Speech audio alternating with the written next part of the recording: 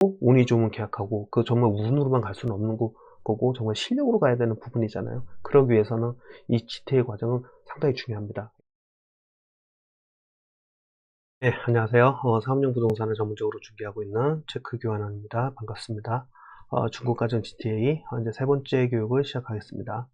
자, 그러면 지금 여태까지 빌딩에 대해서 여러 가지 임대 조건이나 그 빌딩의 특색에 대해서 알아봤는데요. 그러면 이 GTA 조사를 통해서 얻는 것이 과연 무엇인지 이거에 대해서 한번 좀 알아보도록 하겠습니다. 예를 들어서 이런 거예요. 중구, 그러니까 서울 중구죠. 이러면 이제 전통적인 여긴 대기업 사옥들이 지금 포진되어 있거든요. 그러니까 각 서울마다 사무실의 특징이 있습니다. 중구는 그렇고, 강남은 좀 무엇이 좀 특징에 따라서, 그러니까 어떤 특징이, 업종의 특징이 있다는 부분에 대해서 명확하게 할 수가 없어요. 왜냐하면 강남은 약간 좀 유행에 따라서 업종 선호도가 좀 다르거든요. 2000년대 초반에 부동산이 유행했다가 2000년대 중반 넘어가서 IT가 유행했다가 그다음에 최근에는 이제 금융이 좀 유행했다가 뭐 이런 식으로 좀 바뀌거든요. 약간은 좀 안테나 작업 같은 약간 특수 상권의 의미가 있습니다.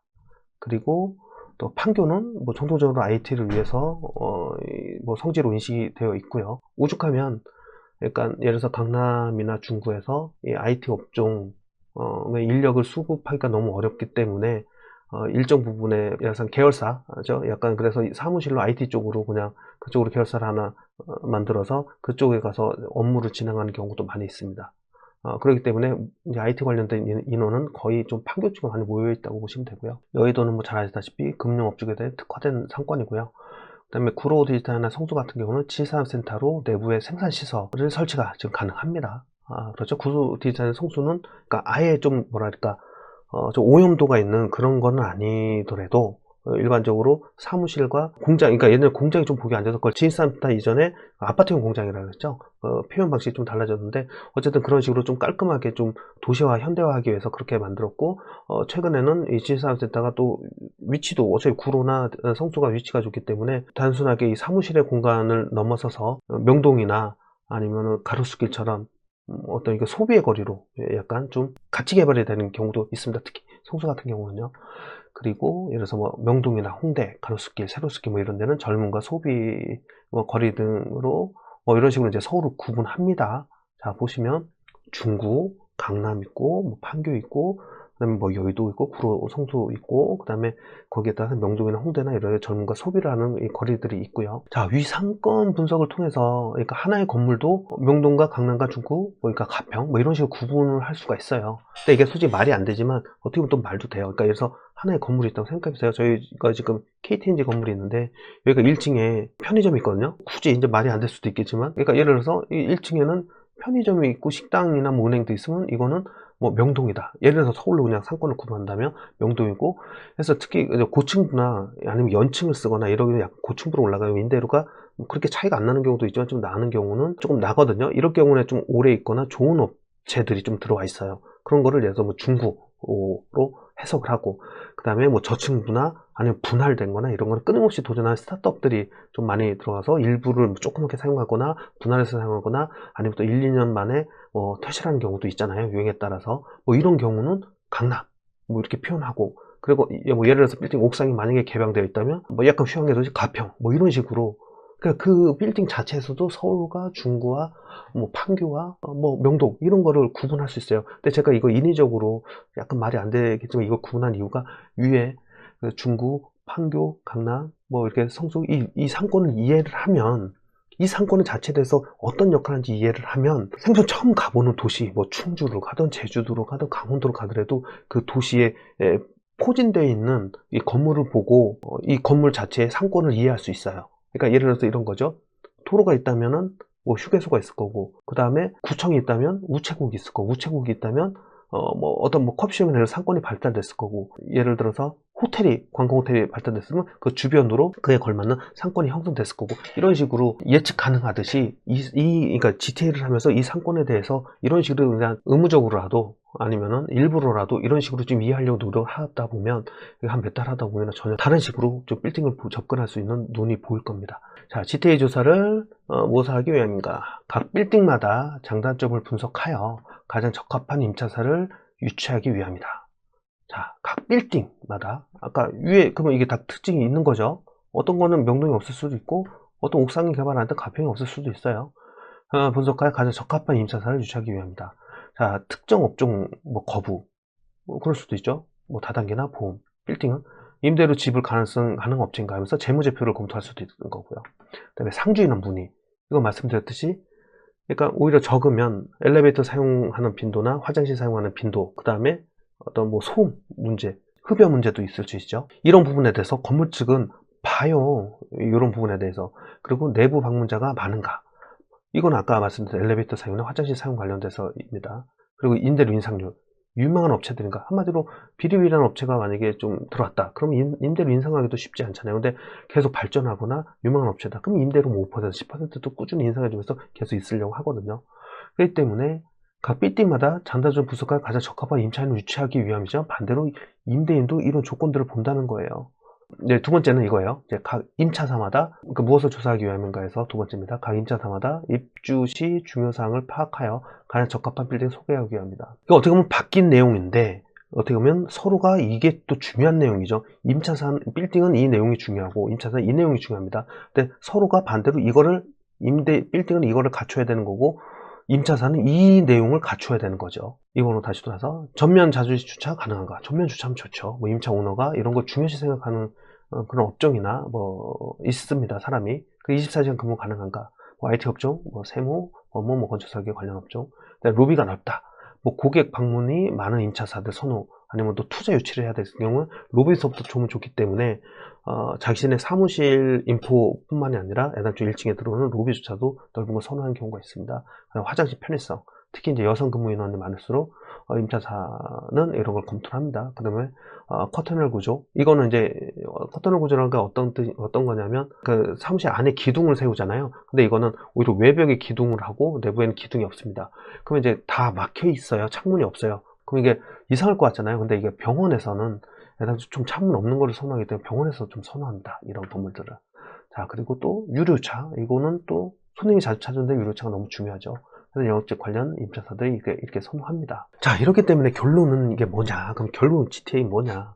이거예요. 이 줄로 이제 함축해서 이렇게 말씀드릴 수 있어요. 특정 빌딩 또는 특정 임차사를 위와 같이 분석을 해서 이렇게 분석을 해서요.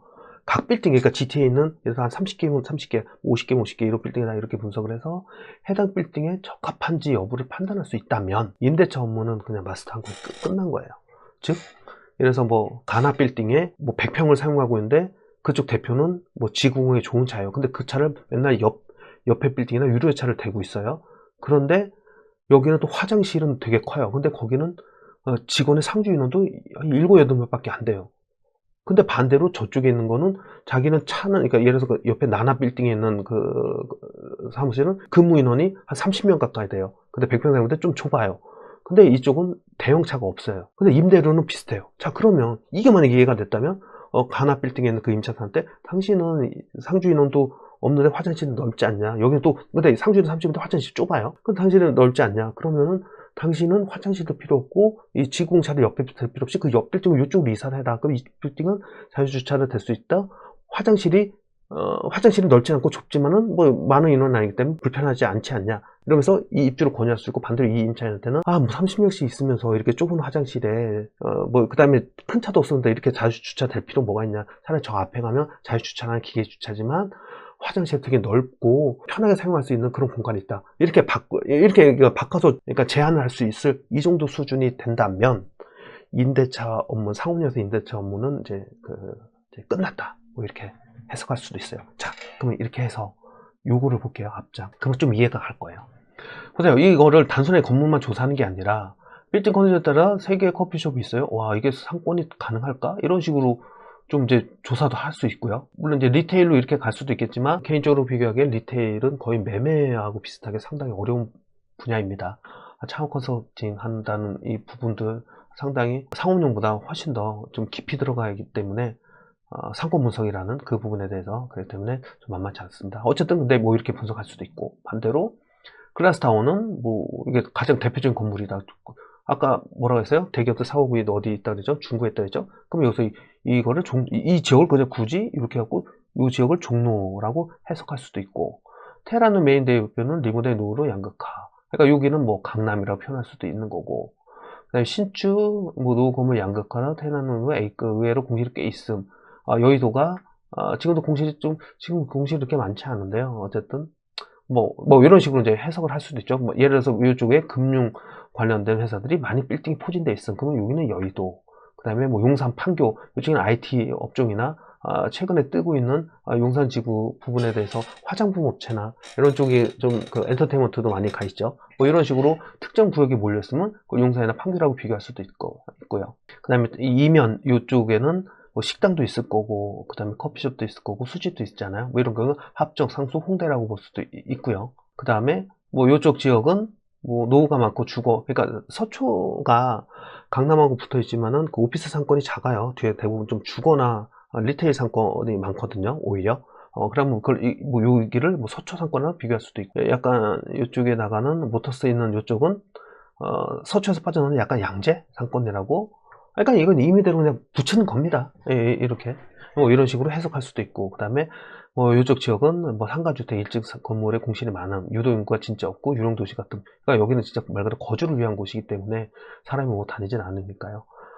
그리고 주거 상가 형태의 상가주택이 많음, 뭐 원룸, 뭐 이런 식으로. 그 다음에 맞아요. 이쪽 지역은 그 재수 학원들이나 기숙사들도 되게 많습니다. 그렇기 때문에 여기 뭐 노원이나 중계나 뭐 대치라고 뭐 굳이 뭐 구역을 뭐 정해서 뭐 이렇게 할 수도 있는 거고요. 이래서 GTA 관련돼서 좀 전체적으로 말씀을 드렸습니다. 어떻게 좀 이해가 됐으면 참 좋을 것 같은데요. 이 GTA는 상업용으로 하기에는 이거는 1년차도 마찬가지고 2년차, 3차, 한 5년차까지라도 좀 약간 좀 매너리즘이나 아니면은 또 일이 잘 안 풀리거나 이렇게 빠졌을 때 한국을 정해서 이렇게 한번 전문적으로 해보세요. 그리고 돌이켜보세요. 이렇게 한번 조사를 해본 적이 한 번이라도 있는가.